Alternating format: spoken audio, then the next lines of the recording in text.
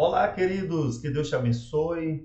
Você vai ficar agora com um pouco do que foi o culto ontem na igreja e no final um resumo da mensagem, da pregação, da palavra do Senhor. Que Deus te abençoe e que essa mensagem edifique a sua vida em nome de Jesus. Graça e paz, irmãos. Amém! Estamos aqui mais uma vez nessa casa de oração, onde assim nós invocamos a presença do Senhor, onde nós adoramos a esse Deus que merece toda a honra, toda a glória, todo louvor e toda exaltação. Sabemos que cada um de nós que entramos aqui nessa noite temos algum problema que deixamos lá fora. Vamos deixar eles nas mãos do Senhor e vamos assim elevar o nosso coração, a nossa mente, neste momento exclusivamente para adorar esse Deus que merece receber toda a nossa adoração e todo o nosso louvor. Viemos aqui para isso, meus irmãos, para exaltar, glorificar e receber da palavra do Senhor sobre as nossas vidas. Peço a igreja que fique em pé, vamos assim orar ao Senhor. O Senhor já está aqui neste lugar. Entrega o teu coração, apresenta a sua mente, todo o seu ser diante da presença desse Deus vivo e maravilhoso. Glória a Deus. Grandioso Deus, continuamos, Pai, diante dessa presença santa, dessa presença, Senhor, digna de louvor, de adoração, de exaltação. Nós queremos, Senhor, continuar te rendendo graças, porque só o Senhor é merecedor, Papai, de receber todo louvor e toda adoração. Que o Senhor venha, Senhor, sobre as nossas vidas neste lugar. A tua palavra diz que onde tiver dois ou três reunidos em teu nome, aí o Senhor está. Sabemos que o Senhor está aqui neste lugar. Se sinta à vontade, Senhor, neste lugar, para operar, para manifestar a tua graça, o teu poder e a tua unção. Senhor, nós queremos, Senhor, te louvar de todo o nosso coração, de todo o nosso entendimento, e queremos, Senhor, ouvir a tua voz nesta noite. Não queremos sair daqui como entramos, mas queremos sair daqui tocada, movida e trabalhada pelo teu Santo Espírito. Abençoe, meu Senhor, cada irmão que entrou neste lugar, que o Senhor contempla o coração e a mente. Leva-nos, Senhor, a cada um de nós ao teu trono, Senhor, para cultuar o teu nome, glorificar o teu santo nome. Abençoe, Senhor, aqueles que estão em casa, que têm, Senhor, dificuldade de vir ainda ao teu templo. Que o Senhor visite os teus filhos, que a graça do Senhor seja abundante sobre a vida dos teus filhos. Senhor, nós queremos repreender, Senhor, todo levante, nós queremos repreender, Senhor, toda falta de reverência, nós queremos repreender, Senhor, toda frieza, nós queremos repreender toda preocupação, em nome de Jesus, mas que a nossa mente, Senhor, esteja cativa ao trono da graça. Queremos ser alimentados pelo Senhor nesta noite. Nós assim, Senhor, te oramos e te agradecemos. Receba, Senhor, o nosso louvor, a nossa adoração. Tudo que venha a ser feito aqui seja para a glória, seja para o louvor e exaltação do teu santo nome. Nós te agradecemos, Senhor, em nome de Jesus. Amém. Os irmãos podem sentar. Estamos assim, irmãos, no culto de missões. O Senhor tem trabalhado no coração dessa igreja missão. O Senhor tem trazido à nossa memória o nosso papel como igreja do Senhor. Eu peço que os irmãos que abram os seus livros, a Bíblia Sagrada, no Evangelho de Mateus, capítulo 28.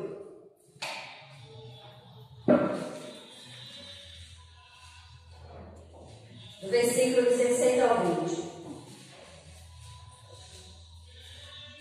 Todos encontraram? Mesmo sentados, mas com reverência, vamos ver a palavra do Senhor.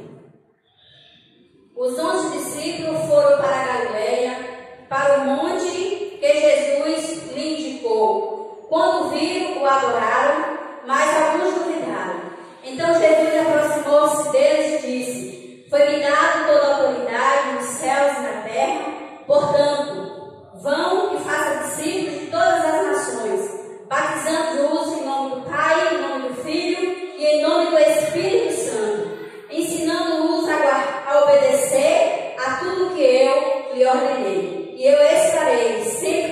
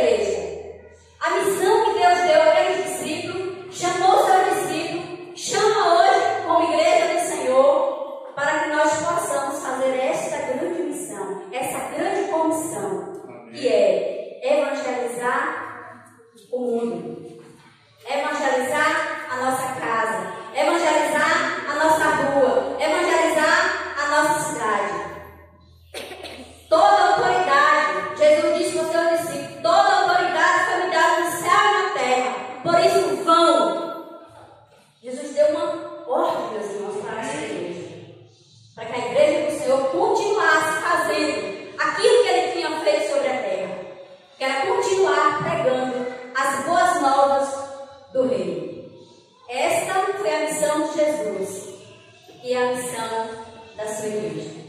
O Senhor Jesus confiou em mim, confiou em você, para continuar essa grande missão, que é de continuar proclamando a palavra do Senhor. Que o Senhor possa a cada dia acender no nosso coração esse amor pela obra do Senhor. Aleluia. Porque se nós estamos aqui, meus irmãos, alguém falou desse Jesus para nós. Foram aqueles que nasceram já no Evangelho, mas alguém veio até nós e falou deste amor. Nós éramos perdidos nos nossos pecados, mas alguém veio e falou conosco desse Evangelho, desse Jesus maravilhoso. E hoje nós estamos aqui, exaltando, glorificando esse nome tão maravilhoso e tão lindo. Que nós possamos, como igreja do Senhor, que nós não venhamos olhar para a circunstância, mas que nós venhamos olhar para aquilo que o Senhor já tem feito nas nossas vidas, que foi dar sua própria vida por amor de cada um de nós. Que nós venhamos também pedir ao Senhor que Ele nos venha dar este amor para com as almas perdidas, para com aqueles que estão sofrendo, que estão um passo do abismo, um passo aqui para o inferno, sem conhecer esse Jesus. Que o Senhor possa assim, nos abençoar, nos ajudar como igreja do Senhor, e que nós possamos ser uma igreja militante para fazer essa missão. Precisamos guerrear, precisamos lutar, precisamos perseverar nessa missão que o Senhor tem entregado para a igreja do Senhor. Aleluia. Amém? Amém. Eu vou pedir a nossa irmã Diana, coloca o hino. E quando esse hino estiver tocando, eu peço que vocês orem ao Senhor, fala sobre o servo. E nós temos refletir nessa noite, diante da presença do Senhor, que tipo de servo nós estamos sendo na presença do Senhor. Se nós não temos sido servos obedientes, tementes, uns servos que está com o coração na obra, que nós devemos pedir ao Senhor nesta noite, que Ele é o dono da seara, que Ele venha quebrantar os nossos corações, que Ele venha nos ensinar a ser servo, a servir ao Senhor e ao servir uns aos outros e ao servir aqueles que estão perdidos. Amém? Amém, Jesus. Mesmo sentado, quem quiser ajoelhar pode ficar à vontade, mas se apresente ao Senhor.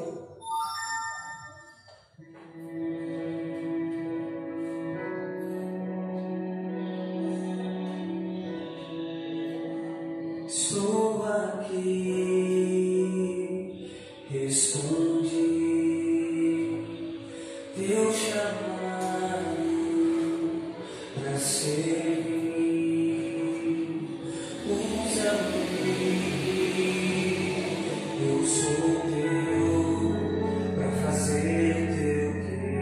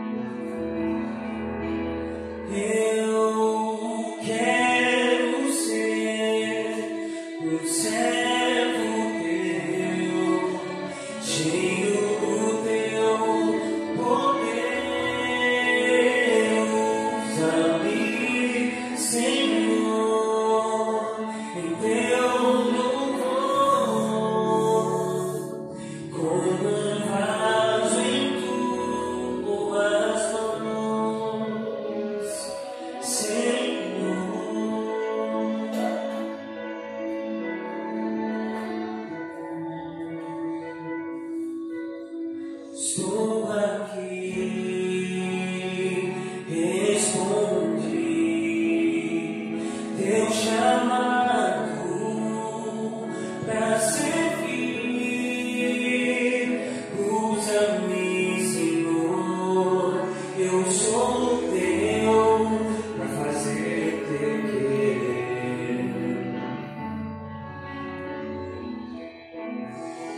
Muito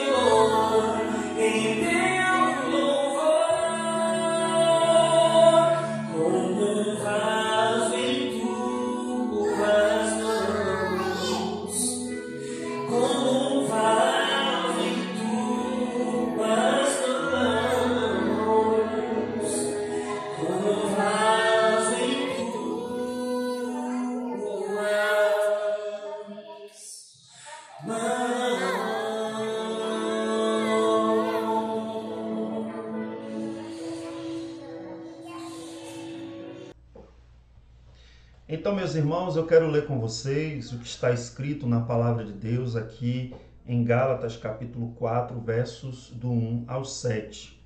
A Bíblia diz assim: digo, porém, que enquanto o herdeiro é menor de idade, em nada difere de um escravo, embora seja dono de tudo.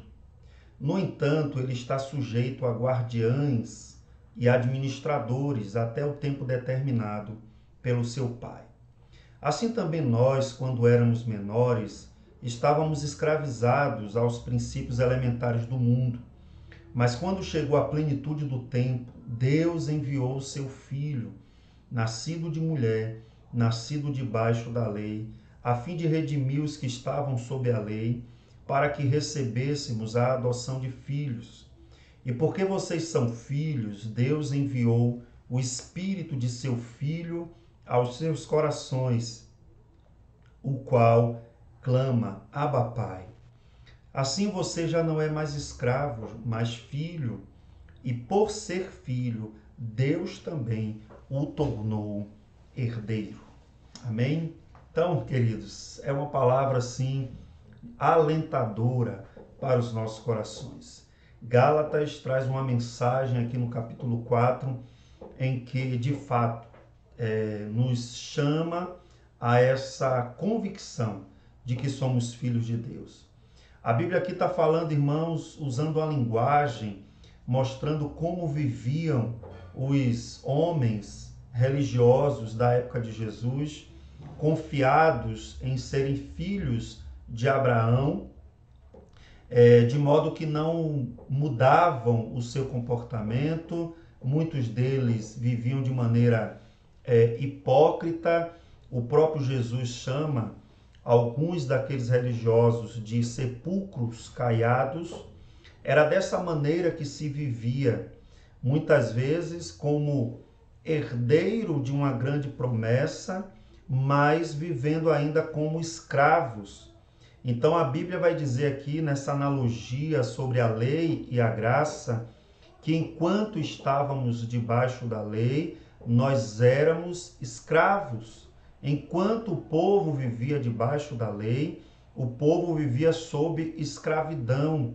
Ainda que sendo dono das promessas de Deus, ainda que tendo todas as promessas de maneira favorável, como o Senhor prometeu, mas o povo vivia debaixo da lei, porque foi para isso que a lei foi colocada, para nos esbofetear e mostrar o quanto nós somos pecadores.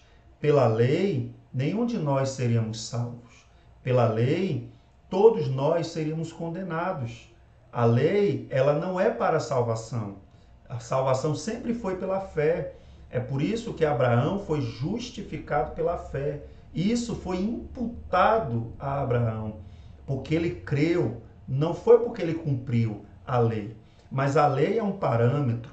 A lei é um mecanismo que cumpriu um propósito. A lei, meus irmãos, em Gálatas 3:24 é chamada de aio, né? O texto diz: de maneira que a lei vos serviu de aio para nos conduzir a Cristo, para que fôssemos justificados, né? Nós fomos conduzidos a Cristo pela lei. O objetivo da lei não era nos salvar, não foi salvar o povo de Israel. O objetivo da lei era que aqueles crentes, né, tivessem um padrão de conduta, uma norma, e também que essa mesma lei mostrasse para eles que eles não conseguiriam cumprir totalmente a lei. Era necessário confiar que o Messias, o Salvador da humanidade, viria para trazer salvação plena. Pela graça, nós seremos salvos. Então é isso que Cristo traz aos nossos corações. O aio era um servo contratado pelo pai para que até que a criança chegasse à idade própria, pudesse ir e vir, agir por si própria. Então ela tinha que cumprir tudo o que o aio dizia. O aio era uma espécie de tutor.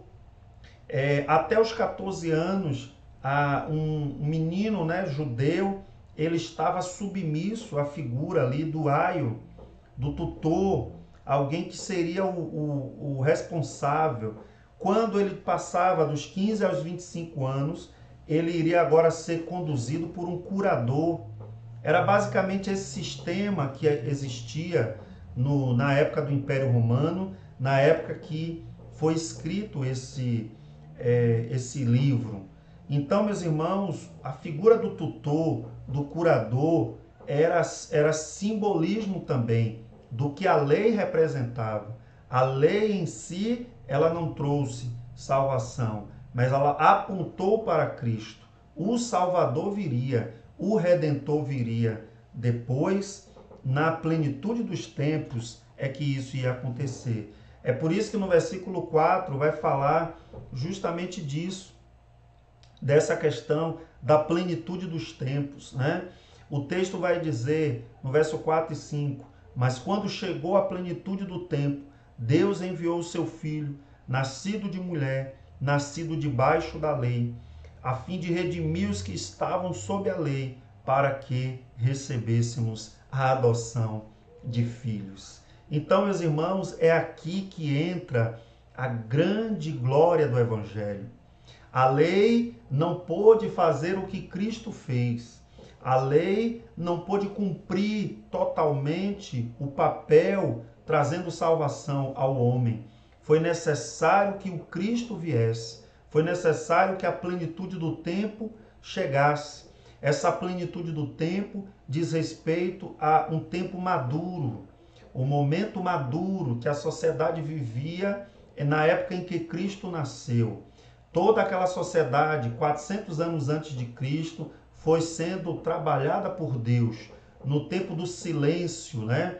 No tempo em que Deus não levantou profetas oficiais para trazer a sua mensagem ao povo. Naquele tempo, Deus levantou governos, impérios, fez uso desses imperadores, como a Grécia e a Roma, e o Império Romano principalmente, foram veículos para que se construísse as estradas, para que se melhorasse o sistema de navegação, de modo que houvesse um escoamento mais rápido, mais, vamos dizer assim, mais organizado da pregação do Evangelho. Não é à toa que a gente vê que os apóstolos fizeram uso desses meios de locomoção, de transporte, tudo isso. O sistema político também, saindo um pouco da barbárie, né, que havia antes do direito romano, antes dessa ideia de uma democracia, tudo isso foi usado por Deus. Então a plenitude dos tempos, meus irmãos, é esse tempo maduro, esse tempo oportuno. Deus enviou o seu Filho na plenitude do tempo. Deus enviou o seu Filho na hora certa, no momento certo. E ele vem nascido de mulher. A Bíblia diz que Jesus, Maria, né, é concebida pelo Espírito Santo.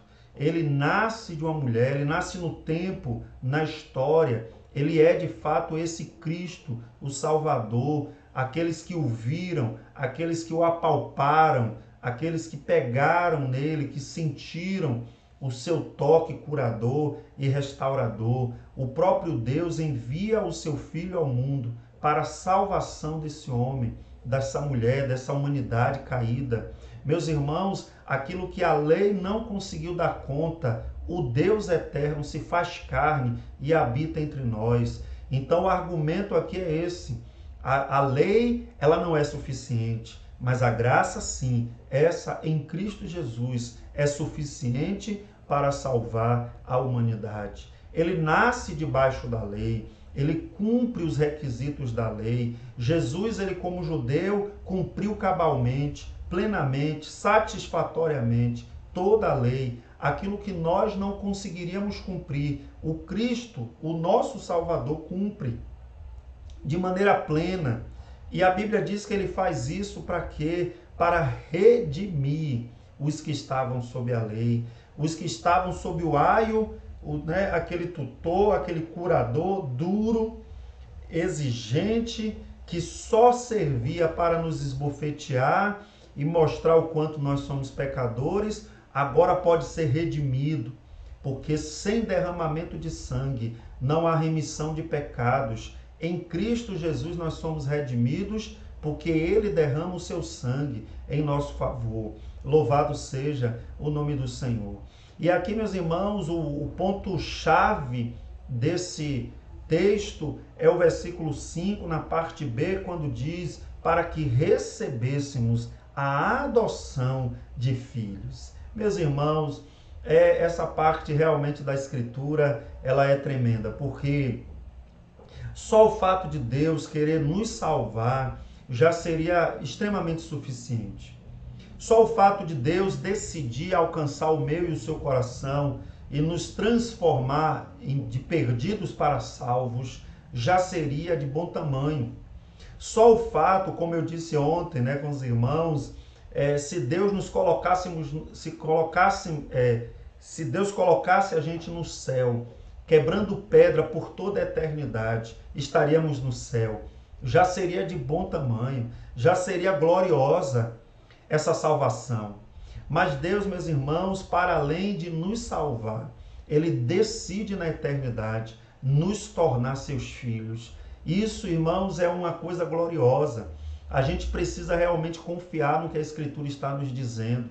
Deus decidiu nos fazer seus filhos. Isso é o máximo, isso é extraordinário. De modo, irmãos, que nós somos alcançados por essa graça poderosa e Deus nos adota. Para além de sermos filhos de Deus, nós não somos filhos biológicos, nós não somos filhos no sentido literal da palavra, mas nós somos adotados. Irmãos, isso é uma grande bênção do Evangelho. Saber, irmãos, que Deus decidiu nos alcançar por sua graça, por sua bondade, por sua misericórdia e derramou em nossos corações o seu Espírito Santo para nos fazer filhos. A Bíblia vai dizer no verso 6 e 7, e porque sois filhos, Deus enviou aos vossos corações o Espírito de seu Filho que clama, Abba, Pai.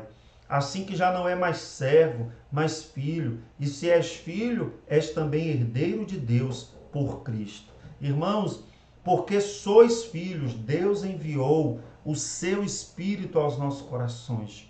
A habitação do Espírito Santo, quando o Espírito Santo vem morar dentro da gente, é uma prova de que nós somos filhos de Deus. Irmãos, porque recebemos na presença do Espírito uma nova natureza, nascemos de novo, nascemos de Deus. A semente que está em nós é uma semente santa. E é isso que nos faz nos tornar filhos de Deus. É a presença do Espírito Santo na nossa caminhada, na nossa vida, na nossa jornada como um todo. A Bíblia vai dizer aqui que Deus enviou o seu Espírito aos nossos corações, o Espírito do seu Filho aos nossos corações. E a Bíblia vai dizer que o Espírito testifica com o nosso Espírito, o Espírito de Deus testifica com o Espírito humano que nós somos filhos de Deus. É esse Espírito que clama, Abba, Pai. Ou seja, nós nos entendemos de uma hora para outra, por esse milagre extraordinário, nós nos entendemos como filhos de Deus. Então, queridos, essa graça suficiente, ela é suficiente porque Deus, em sua infinita misericórdia, cumpriu cabalmente, plenamente, satisfatoriamente aquilo que a lei não daria conta de cumprir. Por meio de Jesus Cristo, por meio da habitação do Espírito de Deus na minha e na sua vida, meus irmãos, nós encontramos o verdadeiro sentido da vida.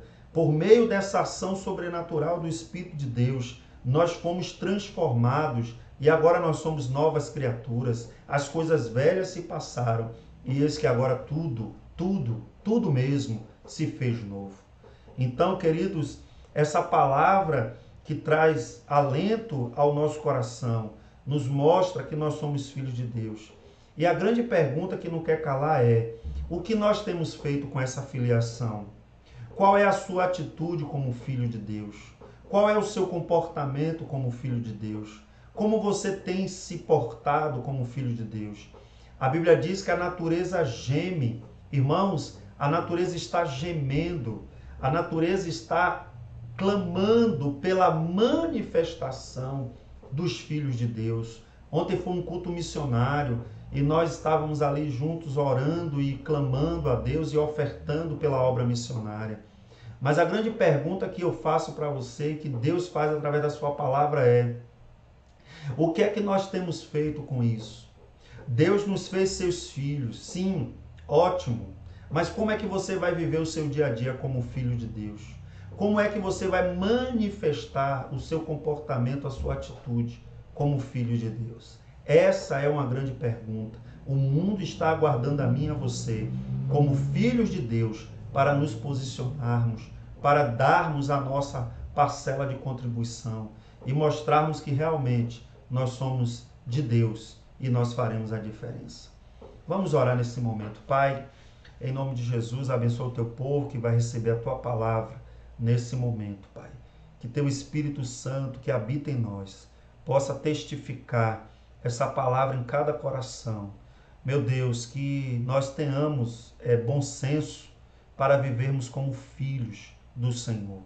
E que nós tenhamos coragem para nos manifestar a esse mundo que aguarda as manifestações, a manifestação dos teus filhos. Ó Deus, nos abençoe, em nome e para a glória de Jesus. Amém. Então, que Deus te abençoe e compartilhe essa mensagem com seus amigos, seus familiares, porque eu creio que Deus é poderoso para falar através da sua palavra, em nome de Jesus.